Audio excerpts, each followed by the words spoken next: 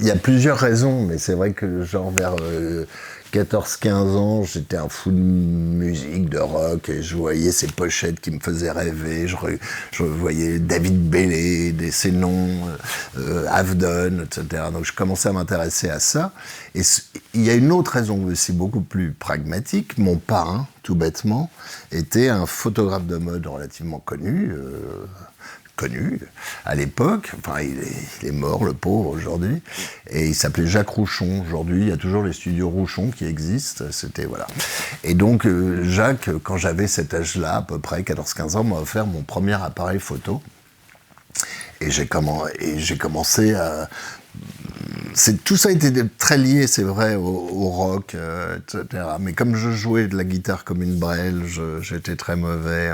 J'étais très mauvais musicien. J'avais compris aussi que l'appareil photo était un très bon vecteur pour séduire les filles.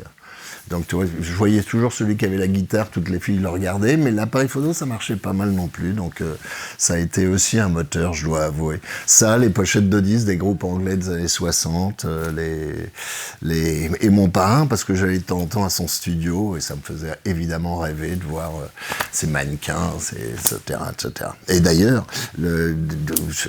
mes parents étant des gens plus... classique, disons, enfin il m'avait quand même choisi Jacques comme parrain, mais bon, était rêvé que je fasse des études et tout. Bon, j'ai passé mon bac, je me suis inscrit en fac pour leur faire plaisir, etc. Mais j'avais qu'une envie, c'était de faire des photos. Déjà, je savais ce que je voulais faire. Et donc, au bout de 3 mois de fac, à peine, j'en pouvais plus. Je suis allé voir Jacques, mon parrain, Jacques Rouchon, et je lui ai dit, écoute, je veux être photographe, qu'est-ce que je dois faire? Il me dit, bah tu tombes bien, mon assistant est parti, si tu veux, tu viens lundi. Donc je suis rentré à la maison, j'ai dit à mes parents, j'arrête tout, je deviens photographe. Ça a été un scandale, mais bon, ils ont accepté.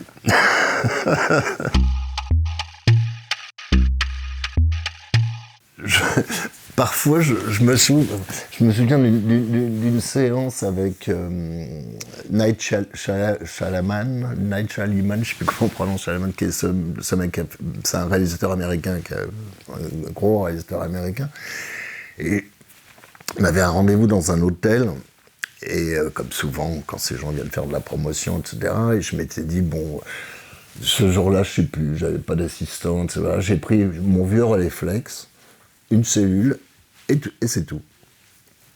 En me disant, il faisait beau.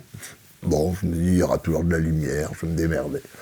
Et en fait, au moment où c'était arrivé à moi de faire des photos de ce monsieur, très gentil d'ailleurs, un orage épouvantable, il n'y avait plus un pet de lumière. On était, mais vraiment, tout en pleine journée, il n'y avait plus rien. Je me dis, merde, qu'est-ce que je fais? Qu'est-ce que toi?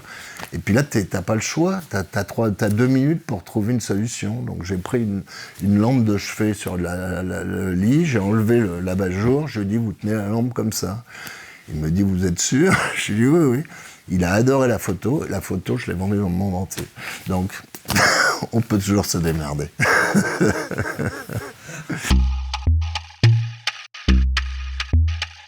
J'avais retrouvé Alain Bachung à Bruxelles, au studio SCP, où il enregistrait pour faire une photo de lui nu. Enfin, l'idée, c'était pour une rubrique la première version de Glamour qui s'appelait Un homme mis à nu, et donc voilà. Donc, bon, on me dit, mais qu'est-ce qu'on va faire? Toi, poser à poil, ça le faisait marrer, mais il n'avait pas envie de poser au sens... le beau mec, etc. Je dis, mais non, moi je vois le studio, il était en train d'enregistrer, je dis, c'est super beau, t'as qu'à faire continuer la même chose et fais-le comme ça. Il dit, ah, ok. Et il se déshabille, sauf que bon, il a sa guitare, il aurait très bien pu garder son caleçon, par exemple, on ne voyait rien. Et non, si tu regardes bien la photo, par terre, il y a son caleçon qui traîne. Donc l'homme était vraiment nu.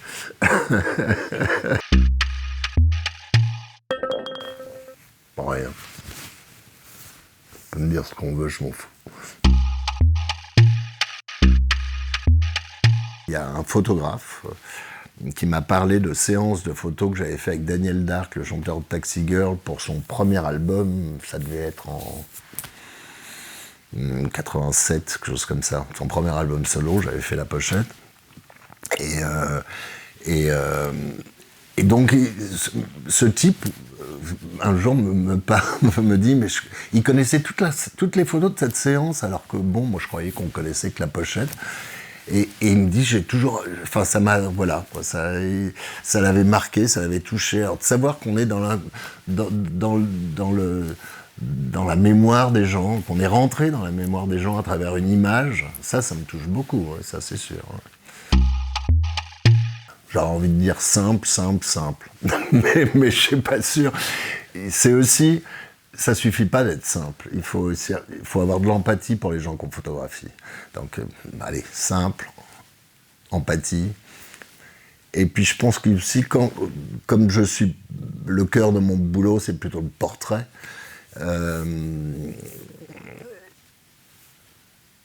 Il faut avoir une forme de modestie aussi, ou curiosité, ou de modestie par rapport à la personne qu'on photographie, c'est-à-dire être prêt à recevoir ce qu'il vous donne.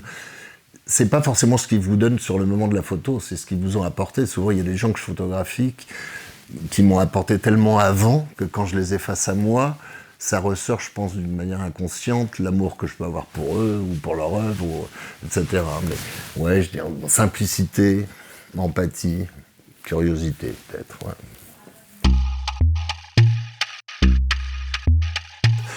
Évidemment musique, parce que je suis un fou furieux de musique, j'écoute de la musique 8 heures par jour à peu près, quand je travaille. Mais je dirais que le silence, c'est aussi de la musique. Et quand je parlais d'aller dans les bois faire des photos, de toute façon, le vrai silence n'existe pas, mais j'adore le bruit du silence, ouais, les détails, j'adore ça.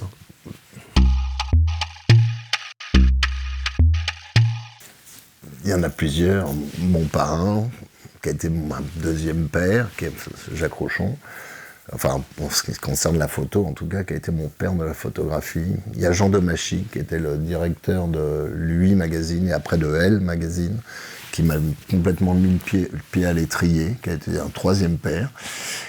Mais dans les rencontres photographiques, si c'est plutôt ça que tu veux savoir, bon, évidemment Alain Bachung, avec qui j'ai travaillé nombreuses fois et pour lequel j'avais un amour immodéré. Joe Strummer, qui a été un ami pendant 20 ans jusqu'à sa mort, et qui était sûrement le personnage le plus hors norme que j'ai rencontré. Gainsbourg, avec qui j'ai travaillé aussi. Pas en tant que... Je l'ai très peu photographié, mais j'ai été son assistant sur certaines prises de vue. C'était assez marrant. Mais je dirais, oui, Joe Strummer et Bachung, sûrement les plus importants dans les gens que j'ai photographiés. Je suis plutôt grand soir.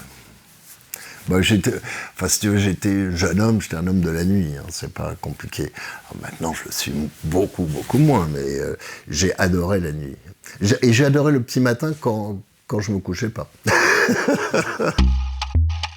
C'est une qualité ou un défaut. L'orgueil, peut-être. Je veux dire, je me bats pas du tout. Enfin, je me bats pas du tout. Pour obtenir un truc, ou je suis très... Si on veut pas, ok, c'est bon. J'insiste pas, je suis pas... Alors, je sais que j'ai raté des trucs. Si j'avais insisté un peu plus, si j'avais été un poil plus... Je les aurais eus. Mais non, je suis trop bien élevé, peut-être. Je pense que le 10 dont je me lasserai le moins, parce que c'est le double album blanc des Beatles. C'est hyper dur. Hyper dur. La Dame de Shanghai, peut-être. Je vais pas t'en dire un, je vais te dire un auteur. Et pareil, j'ai 50 000, j'aime plein de livres, plein d'auteurs, etc. Mais il y a un univers, une petite musique toute simple qui me fascine à chaque fois, c'est Modiano. Et j'ai photographié le gars plusieurs fois aussi, et ça corrobore. j'ai jamais réussi à me considérer comme un artiste. Pour moi, déjà quand j'ai commencé la photo dans les années 70, on parlait pas d'artistes. Les photographes, c'était pas des artistes, on était des artisans. On faisait un métier. Mais il y avait, même le marché de la photo n'existait pas. Enfin, il y avait un petit peu de maneret, trucs comme ça, et encore, ça valait pas grand-chose, ça valait rien du tout. Aujourd'hui, qu'un photographe vende des photos très chères, c'est un phénomène très récent, très très récent. Même Newton, le premier livre de Newton, c'était un photographe de mode, il travaillait pour Marie-Claire, bon machin, c'était pas un artiste.